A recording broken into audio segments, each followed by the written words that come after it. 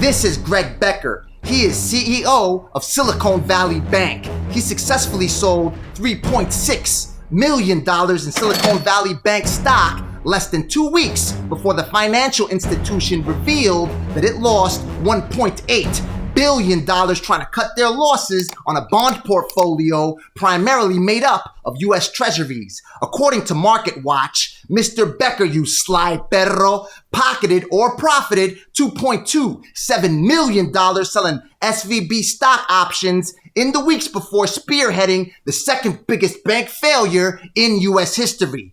Epic job, G. On February 27, 2023, Mr. Becker sold 12,451 shares of SVB Financial Group.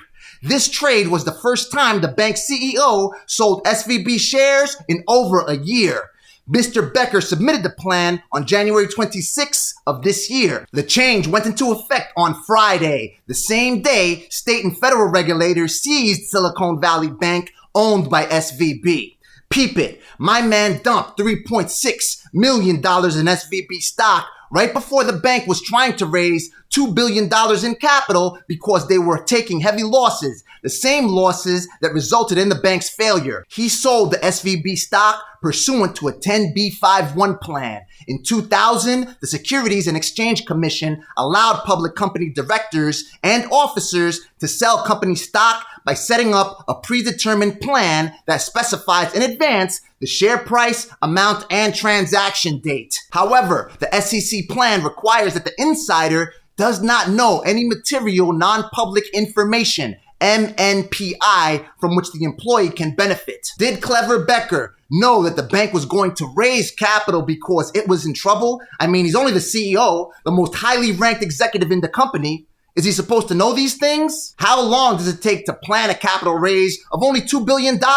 I've got more than that stuffed in my Jordans. If Mr. Becker knew that his bank was about to flop and he executed these trades from which he clearly and undeniably clocked bank, isn't he violating this SEC rule? Clever Becker wasn't the only insider dumping stock. Daniel Beck, CFO of SVB, sold 2,000 shares of SVB Financial on February 27th. The same day that CEO Gregory Becker exercised options on 12,451 shares and sold them. Regulatory filings showed the sales were done under pre-scheduled insider trading arrangements called 10b5-1 plans. The Securities and Exchange Commission and the Justice Department are reportedly investigating Silicon Valley Bank's collapse and Mr. Becker and Mr. Beck's insider stock sales. Click the subscribe button and click the bell notification to find out once I find out. The SEC finalized new rules in December requiring a 90-day cooling off period for executive trading plans. Under this new rule, Mr. Becker would have had to wait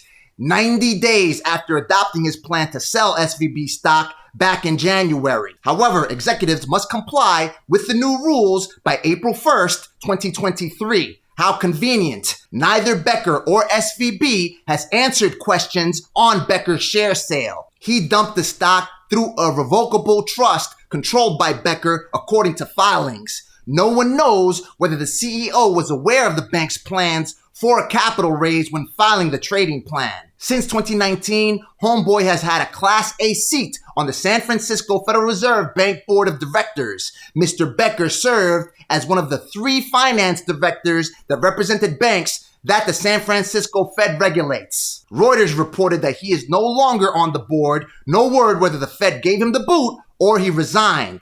Maybe they kindly asked him to resign. No disrespect, old school. As you may already know, the bank and all kinds of OGs want the Federal Deposit Insurance Corporation, the FDIC, the federal agency that insures up to $250,000 of bank customers' deposits, to insure everybody's deposits, even in accounts with more than $250,000. And the FDIC did just that. And I quote, to protect depositors on Monday, March 13th, 2023, the FDIC transferred all the deposits, both insured and uninsured, of Silicon Valley Bank to Silicon Valley Bank N.A., a full-service bridge bank that will be operated by the FDIC as it markets the institution to potential bidders, close quote. Here's the butt wiper. The FDIC manages $128 billion in the Deposit Insurance Fund. That's how much money the federal agency has to insure bank customers sub $250,000 accounts. There are over $175.4 billion in Silicon Valley Bank deposits. The federal government doesn't have enough money to insure everybody's deposits in Silicon Valley Bank. If the federal government is insuring everybody's SVB accounts, even those surpassing the $250,000 limit, shouldn't the federal government also insure everybody's deposits in every bank in the country? Insured deposits alone total more than $10 trillion nationwide. It would take an act of Congress to ensure that the government can insure everybody's insured deposits. So Washington is going to have to make a law just so they don't break the law. The real knee slapper is that SVB has been lobbying Congress to avoid paying more money into the very same deposit insurance fund that is saving their butt cheeks. The Lever reviewed federal records reporting that the bank's lobbying groups fought a proposal requiring financial institutions to increase the payments in the DIF that protects depositors from bank failures. And who led the charge against protecting its customers' capital? Greg Becker. 8 years prior to the second largest bank failure in U.S. history, SVB's president urged Congress to reduce scrutiny, citing the low risk profile of our activities and business. After pumping over $500 million to lobby Congress over 3 years, lawmakers eased oversight. The financial institution did not have a chief risk officer in the months leading up to the collapse. Over 90% of the bank's deposits were not insured. Mr. Becker's 2015 statement to a Senate panel successfully persuaded Congress to exempt SVB and other banks from regulations that Washington passed after the 2008 financial crisis. According to the Lever, touting SVB's deep understanding of the markets it serves, our strong risk management practices,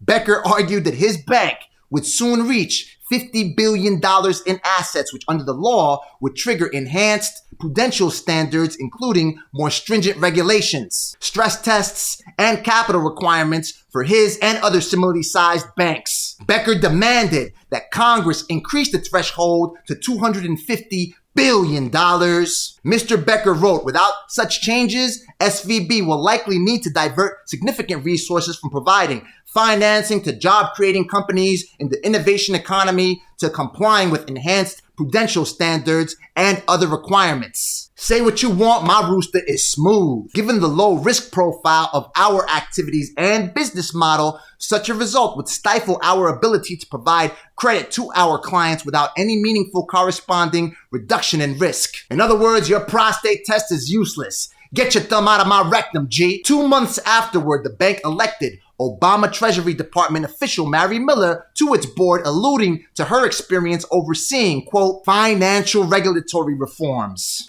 According to federal records, the bank lobbied Congress on financial regulatory reforms. It pushed the Systemic Risk Designation Improvement Act of 2015. This proposal was at the heart of a bill that President Trump signed into law, hiking the regulatory threshold for stronger bank stress tests to $250 billion. 50 Republicans and 17 Democrats backed the bill, including Virginia Democrat Senator Mark Warner. In 2016, Mr. Becker held a fundraiser for Senator Warner at the CEO's home in Menlo Park, California. The bank's Political Action Committee donated $10,000 to Warner's campaigns in the 2016 and 2018 election cycles. In 2019, finance watchdogs warned that the rules for small banks were too weak. Small banks are called Category 4 institutions. SVB is classified as a Category 4 bank. Quote, the final rule guaranteed that Category 4 institutions are not required to conduct and publicly report the results of a company-run stress test and reduce the required minimum frequency of liquidity stress tests and granularity of certain liquidity risk management requirements. In 2021, SVB grew its management portfolio to $100 billion and had to be regulated closely. SVB had to undergo extra regulation, but it did not have to do as many checks as big banks with $250 billion under management. The FDIC on Friday reported that SVB had $209 billion in assets under management, less than the $250 billion threshold for which the bank successfully lobbied. Prior to Becker's 2015 push, SVB had pressed Federal Reserve officials to limit regulatory scrutiny of mid-sized banks, arguing that we are very concerned that the regulatory requirements for covered companies will end up trickling down to smaller financial institutions. Watch the video you see on the screen right now so I can keep you on top of what's going down.